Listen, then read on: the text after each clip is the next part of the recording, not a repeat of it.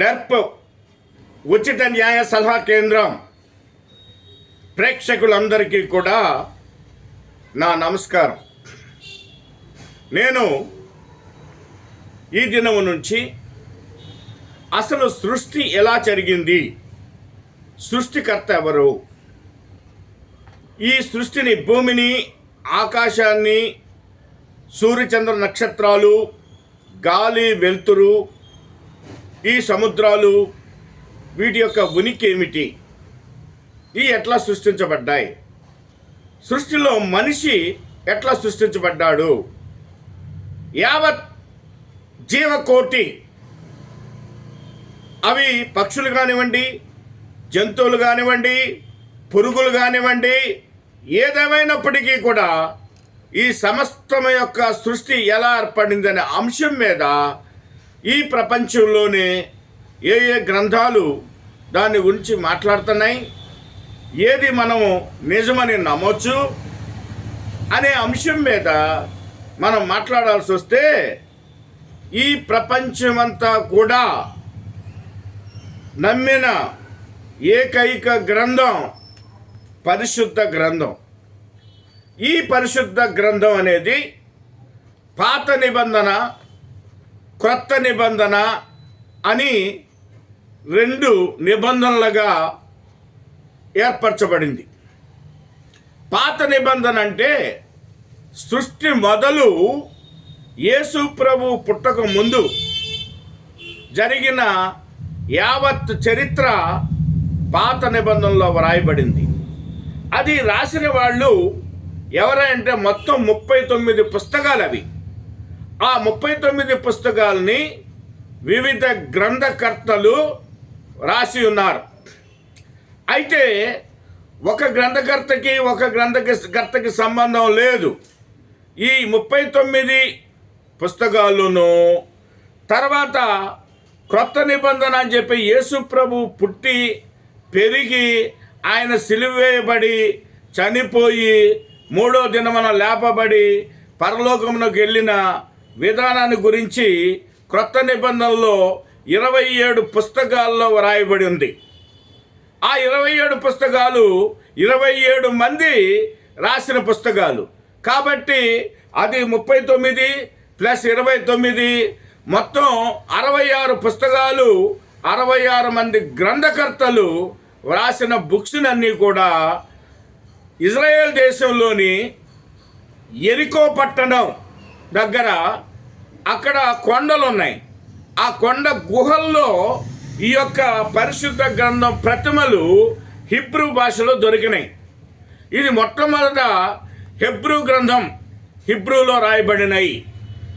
అయితే వాటిని తెచ్చి అనువదించి అది పుస్తక రూపంలో చేసి దానికి మరి హోలీ బైబిల్ అనే నామకరణాన్ని, అసలు హోలీ బైబిల్ అనే పేరు ఎందుకు వచ్చింది, తర్వాత పాత నిబంధన గ్రంథంలో యెహోవా అనే పేరు ఎందుకు వచ్చింది, తర్వాత మరి యేసు ప్రభు పుట్టిన తర్వాత యేసు అనే నామకరణం ఎందుకు వచ్చింది, తర్వాత పరిశుద్ధాత్మ అనేది ఎందుకు వచ్చింది, ఈ యొక్క ముగ్గురు మరి ఏకదేవుళ్ళు అని చెప్పేసి అని కొందరు, తర్వాత మరి యెహోవా దేవుడు అని కొందరు, తర్వాత యేసు ప్రభు దేవుడు అని కొందరు, పరిశుద్ధాత్మ దేవుడు అని కొందరు, ఈ మూడు చర్యలు అని చెప్పేసి అని అది యెహోవా, యేసు అండ్ పరిశుద్ధాత్మ త్రియేక దేవుడు అని చెప్పేసి అని కొందరు, అట్లా రకరకాలుగా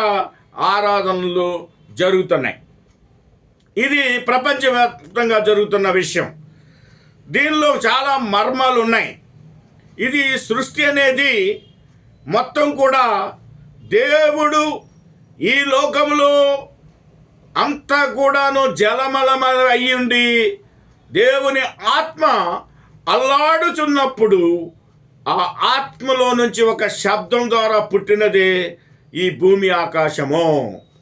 దానికి అందుకనే బైబిల్లో మొదటి పేజీలో మొదటి వచనంలో ఆది కాండంలో వ్రాయబడినది ఏమంటే, సృష్టిలో దేవుడు మొట్టమొదటిగా భూమి ఆకాశమును సృష్టించెను అనే మాటతో ఈ బైబిల్ గ్రంథము స్టార్ట్ చేయబడింది.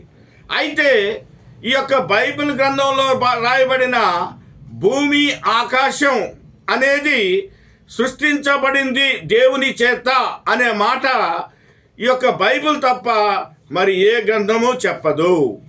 కాబట్టి మనం భూమి మీద ఉన్నాం కాబట్టి అది మనం కొంతవరకు నమ్మవలసిన అవసరం ఉంది.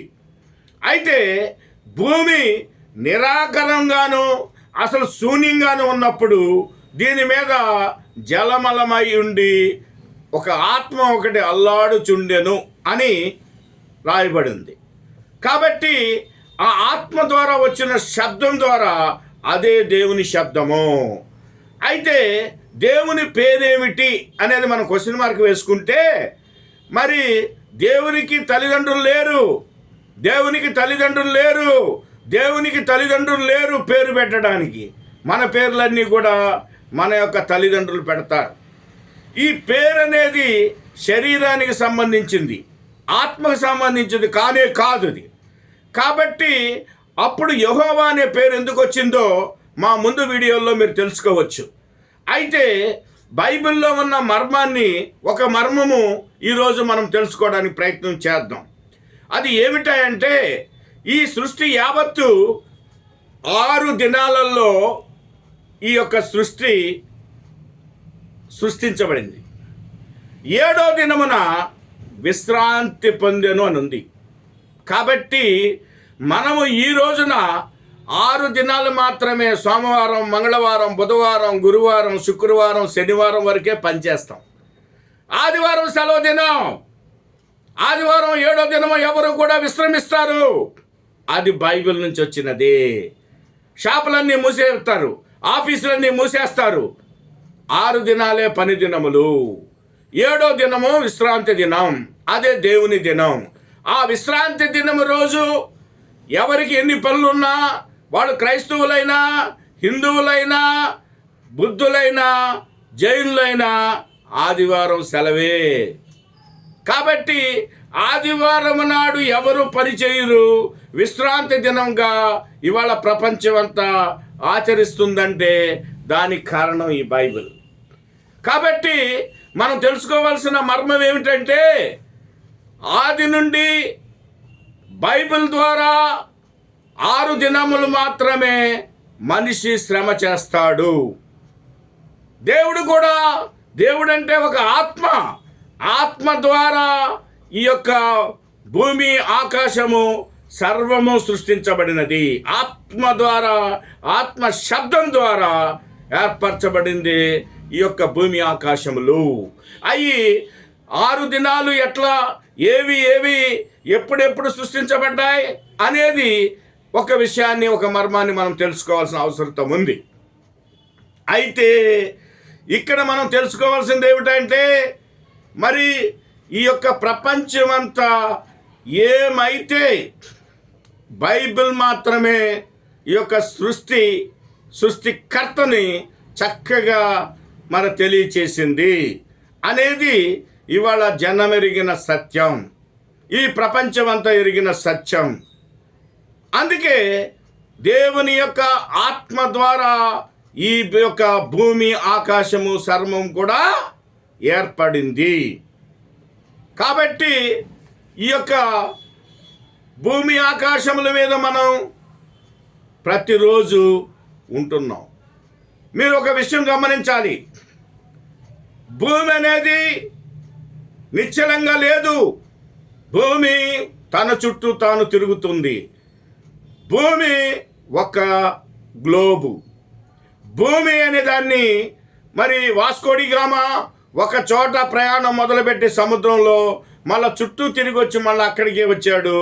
అప్పుడు ఆయన చెప్పింది ఏమిటా అంటే ఈ యొక్క భూమి అనేది గ్లోబాకారములో ఉన్నది.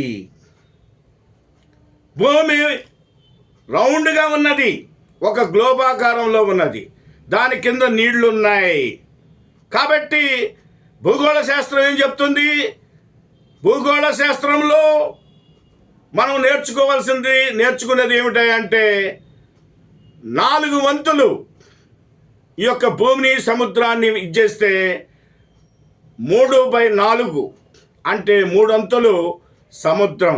అది అట్లాంటిక్ మహాసముద్రం అనండి, హిందూ మహాసముద్రం అనండి, బంగాళాఖాతం అనండి, లేకపోతే మరొక సముద్రం అనండి, ఈ ప్రపంచం అంతా కూడాను ఒక భూమి అంతా కూడాను ఒక వంతు ఉంటే 3 వంతులు నీళ్లున్నాయని నగ్న సత్యం.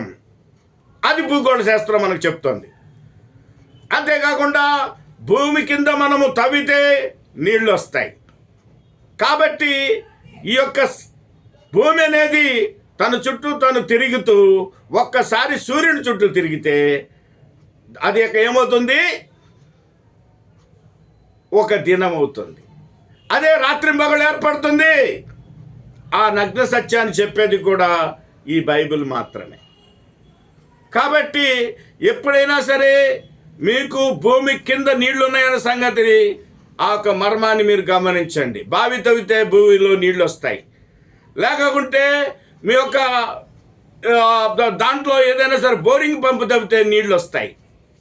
కాబట్టి ఒక్కో చోట 30 అడుగులు ఉండొచ్చు, ఒక్కో చోట 50 అడుగులు ఉండొచ్చు. అయితే భూమి కింద నీళ్లు ఉన్నాయి అనే సంగతి మర్చిపోవద్దు. భూమి చుట్టూ కూడా నీళ్లు ఉన్నాయి. కాబట్టి భూమి కింద ఉన్న నీళ్లు, భూమి చుట్టూ ఉన్న నీళ్లు కనుక ఒక్కసారి భూమి మీదకి వస్తే సర్వం మునిగిపోద్ది. అదే నోవహు కాలంలో పాత నిబంధన గ్రంథంలో జరిగినట్లుగా బైబిల్ వక్కాణిస్తోంది. కాబట్టి ఈ యొక్క భూమికి మనం ఉండేది, భూమి మీద మీ బిల్డింగ్లే ఉండొచ్చు, లేకపోతే కొండలు ఉండొచ్చు, లేకపోతే ఏదైనా ఉండొచ్చు, మిద్దెలు ఉండొచ్చు, ఏదైనా ఉండొచ్చు, మీ సంపద అంతా భూమి మీద ఉండొచ్చు. కానీ ఇది అశాశ్వతమైనది అని అందరికీ తెలుసు. కాబట్టి ఈ యొక్క అశాశ్వతమైన భూమి కొరకు, భూమి మీద మన సంపద కొరకు ప్రతి మనిషి పాకులాటం అనేది ఈరోజు జరుగుతూ ఉంది. కాబట్టి ఈరోజు మనం తెలుసుకోవాల్సిన విషయం ఏమిటంటే, ఈ యొక్క బైబిల్ని హోలీ బైబిల్ అని ఎందుకు పిలుస్తున్నారు, పరిశుద్ధ గ్రంథం అని ఎందుకు పిలుస్తున్నారంటే, ఇది ఏ ఒక్కడి చేత రచించబడింది కాదు. ఇది మొత్తం 66 మందితో వ్రాయబడింది. తర్వాత దీనిలో ఉన్న ఇంకా లోతైన విషయాలు, యెహోవా ఎవరు, యేసు ఎవరు, పరిశుద్ధాత్మ ఎవరు అనేది మా ముందు వీడియోలో తెలుసుకోవచ్చు. అయితే ఈ వీడియోలో తెలుసుకోవాల్సింది ఏంటంటే, ఈ యొక్క భూమి ఆకాశములు, సర్వ ప్రాణులు, మనుషులు అందరినీ కూడా 6 దినములలో దేవుడు సృష్టించాడు. దేవుడు ఆత్మ గనుక ఆత్మతోనూ సత్యంతోనూ మీరు ఆరాధించవలెను అని వ్రాయబడి ఉంటుంది. కాబట్టి మీరు నామకరణం ముఖ్యం కాదు. అక్కడ కొందరు ఒక నామంతో పిలుస్తున్నారు, మరొకరు ఇంకో నామంతో పిలుస్తున్నారు. నామము, దేవుడికి నామం పెట్టడం అనేది, దేవుడికి పేరు ఎవరు పెట్టాలండి, దేవుడికి తండ్రి తల్లి ఎవరు అనేది పెద్ద క్వశ్చన్ మార్క్. దేవుడు అనేవాడు ఈ యొక్క భూమిని, ఆకాశాన్ని, సర్వని సృష్టించిన ఆయన పేరేమిటి, ఎవరు పెట్టాలి, అది పెద్ద క్వశ్చన్ మార్క్. కాబట్టి ఈ యొక్క వీడియో ద్వారా మీరు తెలుసుకోవాల్సిన మర్మం ఏమిటంటే, దేవుడు ఆత్మ. అదేవిధంగా ఈ శూన్యంగా ఉన్నప్పుడు దేవుని ఆత్మ అల్లాడుచుండెను. ఆ ఆత్మతో వచ్చిన శబ్దం ద్వారానే ఈ యొక్క భూమి కలుగు అంటే భూమి కలిగింది, ఆకాశం కలగమంటే ఆకాశం కలిగింది, సూర్యచంద్ర నక్షత్రాలు కలగాలి అంటే కలిగినాయి. అవన్నీ మంచి అని దేవుడు తెలుసుకున్నాడు. దేవుడికి ఆకారం ఉన్నట్టు లేదు బైబిల్లో, కానీ ఎక్కడ ఏ గ్రంథానికి దేవుడికి ఆకారం లేదు. అయితే దేవుడు తన ఆకారమునందు ఈ యొక్క మరి మనుషులు సృష్టించినట్టుగా మనకి బైబిల్ చెప్తాంది. అది తర్వాత యుగంలో జరిగిన విషయం. కనుక మీరు ఇంకోటి కూడా ఏంటంటే, కొత్త నిబంధన గ్రంథంలో ఆది యందు వాక్యం ఉండెను, వాక్యము దేవుని యొద్ద ఉండెను, వాక్యమే దేవుడై ఉండెను అని కూడా వ్రాయబడి ఉంటుంది. ఆ వాక్కు ద్వారా ఈ ప్రపంచం అంతా కూడా సృష్టించబడింది. ఇది నగ్న సత్యం. దీన్ని కాదనగలిగిన వాళ్ళు ఎవరూ లేరు. ఇంతకు మించి ఈ సృష్టి ఎలా జరిగిందని ఎవరైనా చెప్పగలిగితే మీరు కామెంట్ల ద్వారా మీరు చెప్పచ్చు. కామెంటరీ చేయండి. మీరు ఈ యొక్క విషయాన్ని గురించి మేము చెప్పగలిగిన దానికన్నా ఇంకెక్కువ చెప్పగలిగితే తప్పకుండా మేము అప్రిషియేట్ చేస్తాము. అదేవిధంగా కాకుండా మీ విమర్శలు ఉన్నా కూడా మీరు పెట్టండి. సద్విమర్శలు అయితే ఖచ్చితంగా మేము తీసుకుంటాం. వాళ్ళు ఎటువంటి బోధకులే కావచ్చు, ఇతర మతస్థులే కావచ్చు, ఎవరైనప్పటికీ కూడా ఈ యొక్క భూమి ఆకాశము సర్వ సృష్టి ఏర్పడింది కేవలం ఒక ఆత్మ నుంచి వచ్చిన భాష, ఆ ఒక మాటతో ఈ సర్వం కూడా సృష్టి ఏర్పడింది. ఈ సర్వ సృష్టి అంతా కూడా 6 దినాల్లో మాత్రమే ఏర్పడింది. 7వ దినం విశ్రాంతి దినం. ఈ మర్మాన్ని ఈ వీడియో ద్వారా తెలుసుకొని ఈ యొక్క అది వాస్తవమని మీకు అనిపిస్తే నేను కామెంట్లు పెట్టండి. కాదనిపిస్తే ఎందుకు కాదో కామెంట్లు పెట్టండి. తప్పకుండా మేము స్వీకరిస్తామని ఈ వీడియో ద్వారా తెలియజేస్తున్నాం. మరి ఒక వీడియో ద్వారా మళ్ళా కలుసుకుందాం.